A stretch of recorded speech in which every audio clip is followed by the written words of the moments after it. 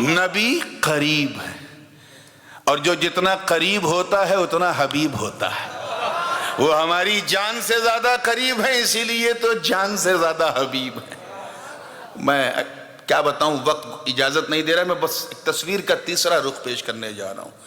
اسی غایت قرب کی وجہ سے، کیونکہ بہت قریب ہیں، سو نیئرسٹ، اسی قربت کی وجہ سے حضور کے جسم کا سایہ نہ تھا۔ لا ظل لہ، آقا علیہ السلام کے جسم کا جو نہ مانے کہ سایہ نہ تھا، سمجھ جاؤ اس نے کچھ بھی پڑھا ہو لیکن کچھ آیا نہ تھا، کیونکہ حضور کے جسم کا سایہ نہ تھا۔ امام ربانی مجدد الفسانی حضرت شیخ احمد سرہندی نقشبندی فاروقی رحمت اللہ تعالی علیہ فرماتے ہیں اپنی مکتوبات میں کہ آقا علیہ السلام کے جسم کا سایہ اس لیے نہیں تھا کیونکہ ایک چیز ہوتی ہے لطافت اور ایک ہے کثافت۔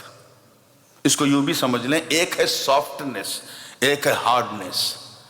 فار ایگزامپل، میں آپ سے بات کر رہا ہوں تو آواز منہ سے نکل رہی، coming out from the mouth, میرا منہ نہیں نکل رہا ہے، وہ آواز نکل رہی ہے۔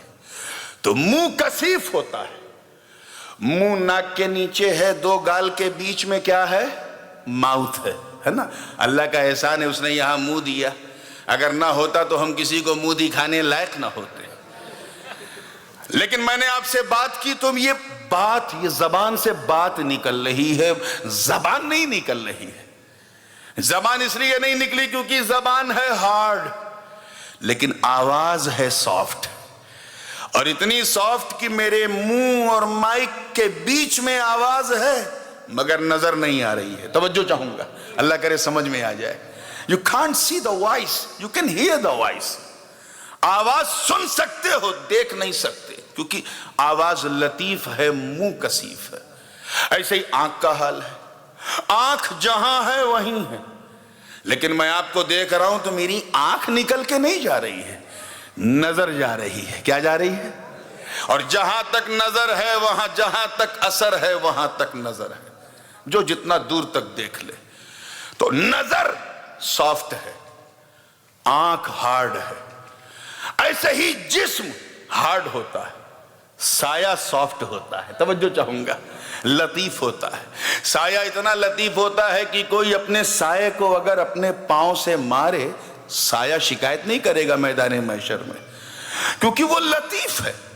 اتنا لطیف کہ زوال تک آپ کے برابر ہے اور اثر تک پہنچتے پہنچتے ڈبل ہو جاتا ہے۔ آپ اگر 6 فٹ کے ہیں تو سایہ 12 فٹ کا ہو جاتا ہے، کیونکہ وہ لطیف ہے، گھٹتا بھی ہے، بڑھتا بھی ہے۔ اور سایہ کا مزاج یہ ہے کہ سایہ جسم سے زیادہ لطیف ہوتا ہے۔ تو توجہ چاہوں گا آگے سے لے کے پیچھے تک، ہمارے جسم کا سایہ، کیونکہ ہمارا جسم کثیف ہے، سایہ لطیف ہے۔ حضور کے جسم کا سایہ اس لیے نہیں کیونکہ اگر سایہ ہوتا تو پیکر پاک مصطفیٰ سے زیادہ لطیف ہوتا۔ توجہ رہے، حضور کے جسم سے زیادہ لطیف ہوتا۔ اور جب کارخانہ قدرت نے اپنے محبوب کے پیکر سے زیادہ سافٹ اور لطیف چیز بنائی ہی نہیں تو پھر جسم کی کیا مجال کہ وہ لطیف ہوتا۔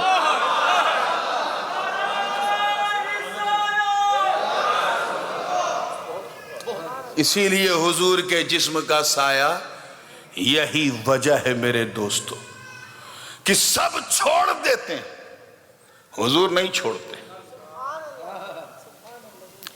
قربت کا حال دیکھو، کیسے حاضر و ناظر ہیں، کس طرح حاضر و ناظر ہیں۔ ایک صحابی رسول کی نماز جنازہ حضور نے پڑھائی، کاندھا دیا اور صحابہ لے کے اسے جنت البقیع گئے۔ دفنایا گیا، مٹی ڈالی جا رہی، منہا خلقناکم وفیہا نعیدکم ومنہا نخرجکم تارۃ اخری، یہ کہہ کر کے مٹی ڈالی جا رہی۔ حضور نے بھی مٹی ڈالی اور اپنے راستے سے نکلنے لگے۔ اہل بیت والی گلی کی طرف حضور بڑھ رہے، ادھر قبر بن گئی، ادھر حضور باب البقیع تک پہنچے، ادھر قبر مکمل ہو گئی، ادھر حضور باب النساء کے قریب پہنچے کہ نکیرین کی آمد ہو گئی۔ ادھر حضور حجرہ عائشہ کے قریب ہیں، ساتھ میں صدیق اکبر فاروق اعظم رضی اللہ تعالی عنہما بھی ہیں۔ ادھر صحابی قبر میں نکیرین کے جلوے دیکھ رہا، ادھر حضور اپنا راستہ دیکھ رہا ہے کہ اچانک صحابی کی قبر میں ذات پاک مصطفیٰ کی جلوہ گری ہوئی۔ اب مصطفیٰ کا حاضر و ناظر ہونا دیکھ کہ ادھر صحابی اپنی قبر میں نبی کو دیکھ رہا ہے اور ادھر ابو بکر و عمر اپنے ساتھ نبی کو دیکھ رہے ہیں۔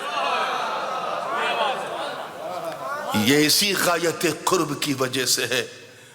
آپ ذرا غور کریں، کہاں حضور کا مدینہ اور کہاں یہ کینیڈا، بیچ میں کتنے اوشین ہیں؟ پہلے تو انڈین اوشین، وہاں سے کراس کرو اٹلانٹک اوشین کراس کرو، پھر ایک اوشین امریکہ کے اندر آتا ہے، اور کیریبین کا کچھ حصہ سب کراس کرنے کے بعد آپ ٹورنٹو پہنچو گے۔